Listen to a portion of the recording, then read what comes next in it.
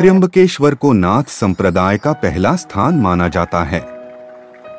अधिकांश नाथों ने यहाँ तपस्या की और आदिनाथ की कृपा तथा सप्तश्रृंगी माता का आशीर्वाद प्राप्त किया और उनकी कृपा से शबरी विद्या प्राप्त की।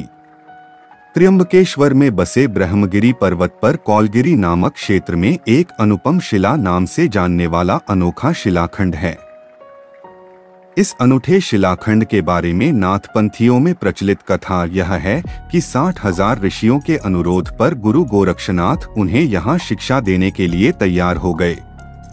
गोरक्षनाथ उन सभी ऋषियों को लेकर कौलगिरी चले गए। वहां उन्होंने सभी मुनियों को इस शिला पर बिठाकर उपदेश दिया। गुरु गोरक्षनाथ द्वारा बोले गए हर शब्द को 9 लोगों ने स्वीकार किया। उन्हें नवनाथ कहा जाता है।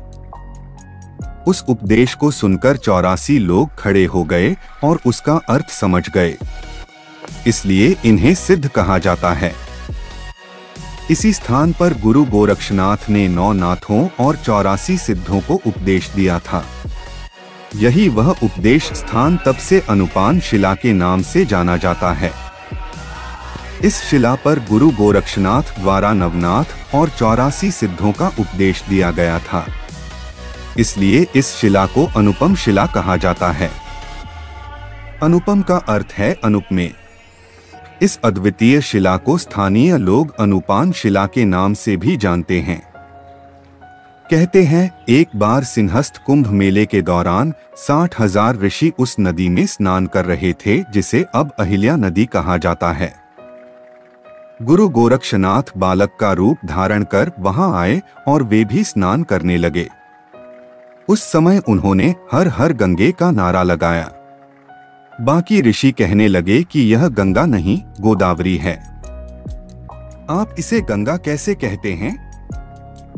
उस समय गोरक्षनाथ ने गंगा जी को अवतरित होने की विनती की तो वहां पर गंगा जी खुद प्रकट हुई। यह देखकर ऋषियों ने पूछा, महाराज आप कौन हैं?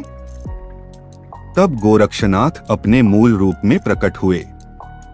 इसलिए तब से नाथ संप्रदाय के साधु गोदावरी को गंगा मानते हैं। आम लोग जिसे अहल्या गौतमी संगम कहते हैं, नाथ संप्रदाय के साधु संत उसे गंगा गौतमी संगम मानते हैं।